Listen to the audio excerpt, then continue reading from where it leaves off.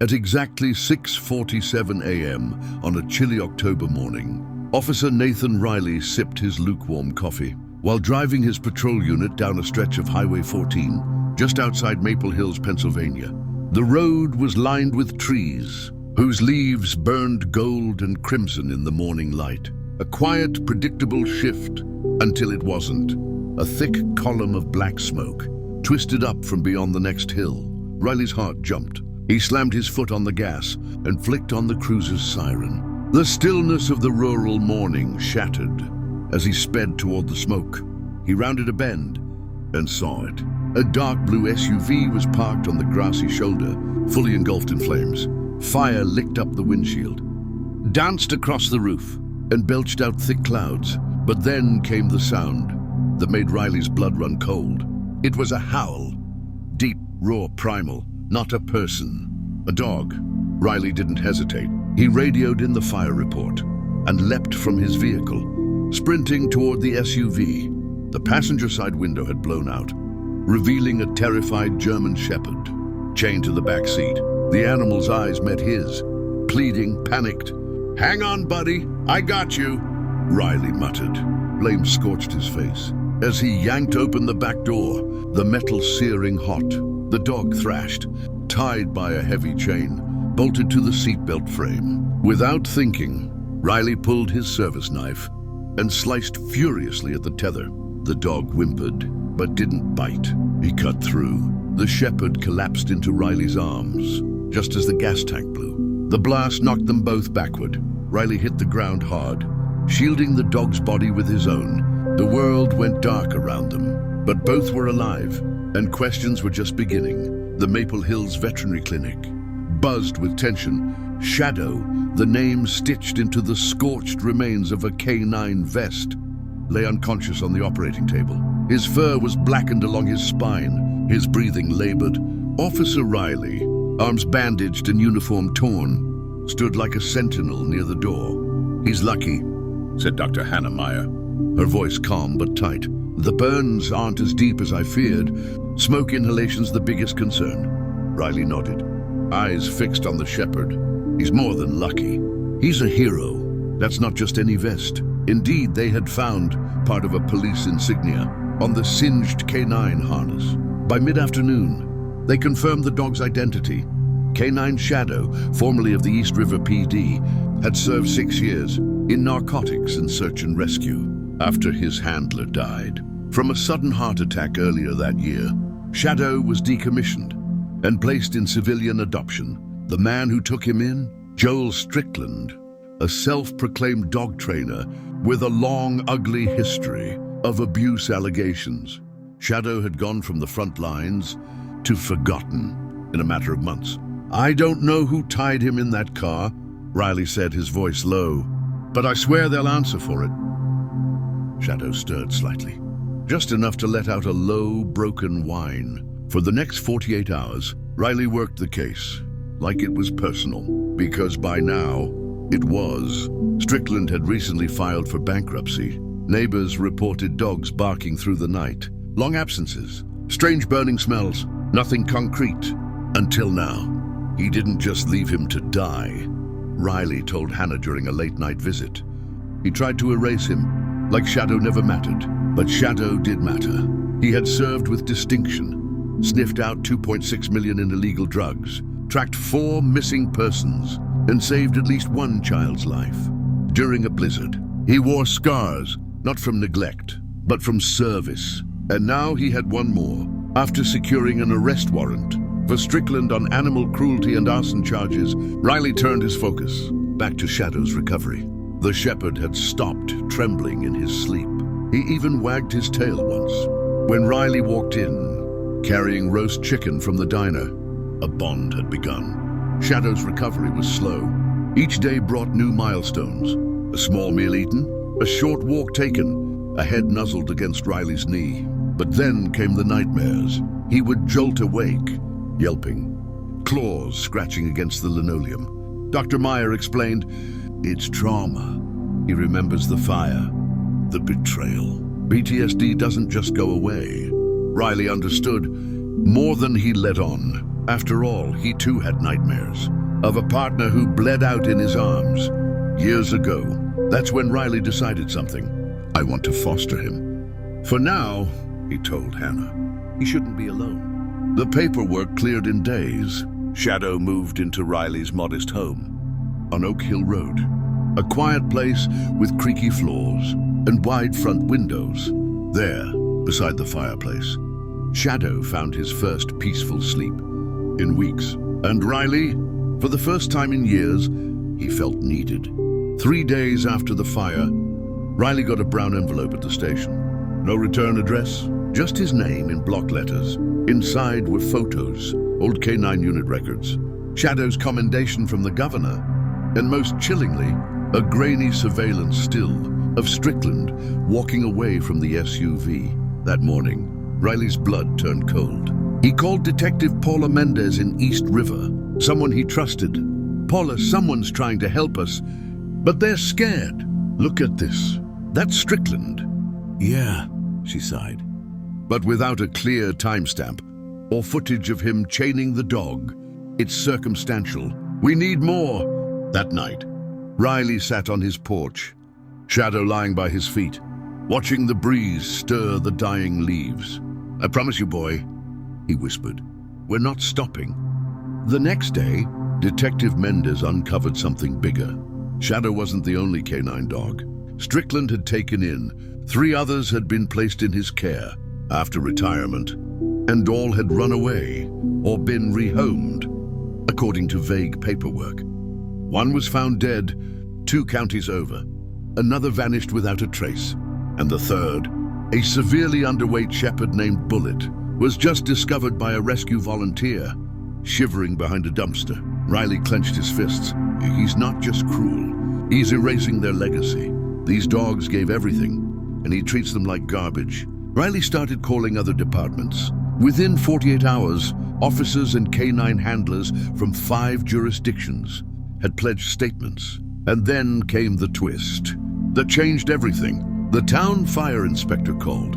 You're going to want to see this, he said. The SUV's frame had cooled, and investigators found something. The fire hadn't completely destroyed. Inside the rear paneling, behind where Shadow had been chained, was a hidden compartment. Inside were remnants of baggies and trace residues, methamphetamine. Reilly stared at the photos. That's why he set the fire, he muttered. He wasn't just ditching the dog. He was destroying evidence. Turns out, Strickland wasn't just abusing retired canines. He'd been using their credibility, posing as a trainer, faking certifications, to traffic drugs between towns, confident no one would suspect. A former service dog, and when Shadow barked at one of the packages, Strickland chained him up and lit the fire. A press briefing followed. News vans pulled up. Reporters jostled for position, but Reilly didn't speak from the podium. He stepped aside and let a video do the talking. Shadow, just days out of the fire, walking slowly beside him, bandages still wrapped around his chest, standing tall.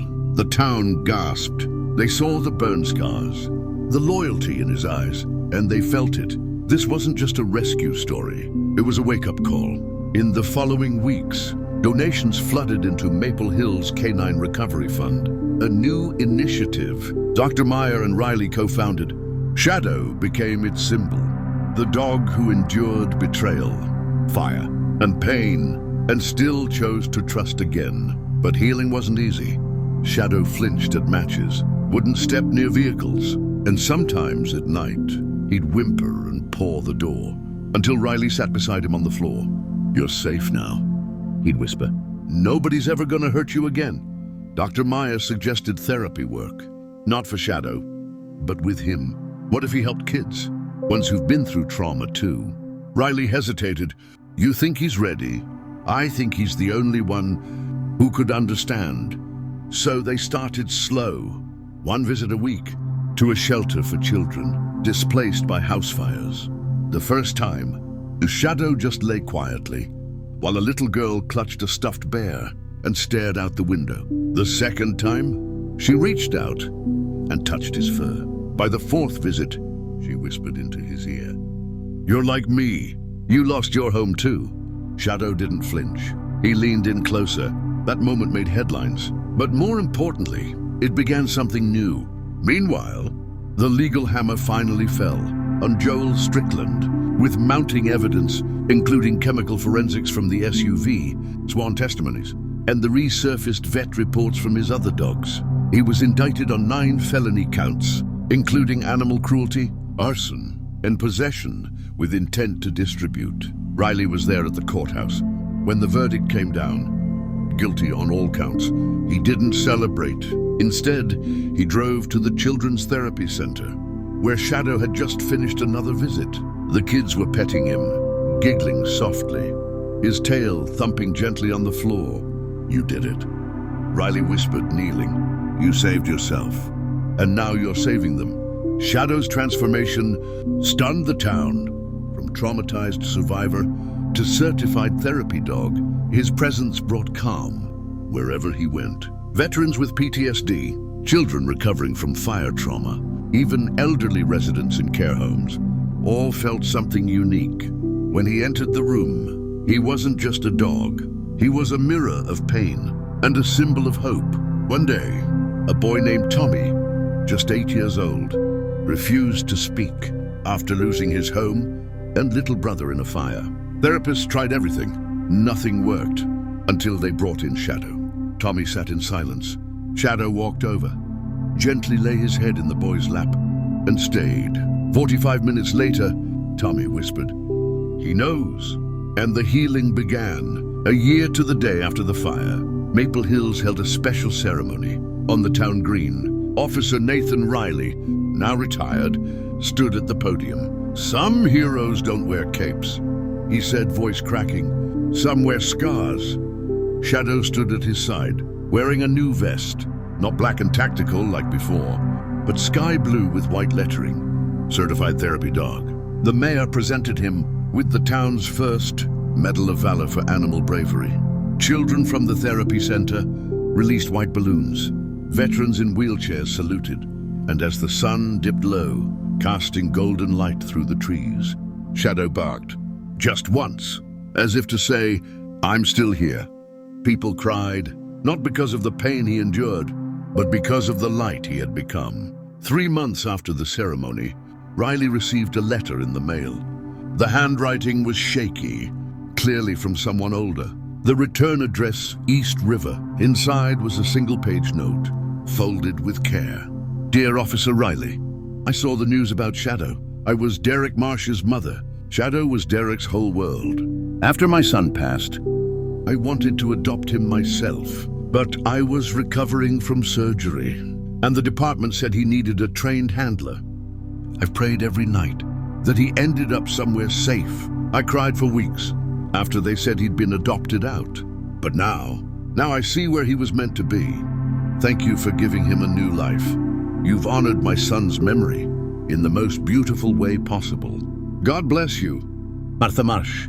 Reilly folded the letter slowly, his eyes misting. He looked at Shadow, lying peacefully by the fireplace, his head resting on an old slipper he'd claimed as his own. "You hear that, boy?" he said softly. "You were loved. Twice." He took the letter, framed it, and hung it next to Shadow's service medal and his therapy vest, right above the fireplace where everyone could see. It was nearly midnight when Reilly got the call. A car had flipped on the snowy bridge just outside Maple Hills. A woman had crawled out, injured, but her daughter, 6 years old, was missing. The scene was chaos. Paramedics, deputies, and a search team were already combing the banks of the river. She might have been thrown from the car, one firefighter said, teeth chattering in the cold, or wandered off scared. Reilly didn't hesitate. He opened the truck. Shadow hopped out immediately, his breath visible in the winter air. "No leash," Reilly said. "Do what you do best." Shadow sniffed the girl's backpack, then bolted toward the riverbank, nose to the ground, focused like a laser. Minutes felt like hours. Then he barked. Once, twice. A sharp, alert tone that said, "Here." They found her, under a collapsed section of fence, unconscious but breathing. Shadow lay curled beside her, keeping her warm until help arrived. She would survive. And once again, Shadow had saved a life. As they loaded her into the ambulance, one paramedic whispered, "That's not just a dog. That's a guardian angel with paws." Months later, a bronze statue was unveiled in front of the Maple Hills Police Department. It wasn't grand, just life-sized. A German shepherd sitting alert, eyes steady, tail gently curled. The plaque read, Canine Shadow. Service dog, survivor, savior.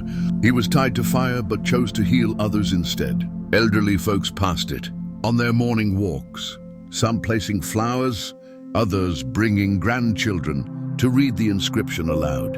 And every now and then, if you passed Reilly's house on Oak Hill Road, you'd see them on the porch, a retired cop and a not-so-retired dog, still watching, still healing, still reminding the world that even in fire, loyalty survives.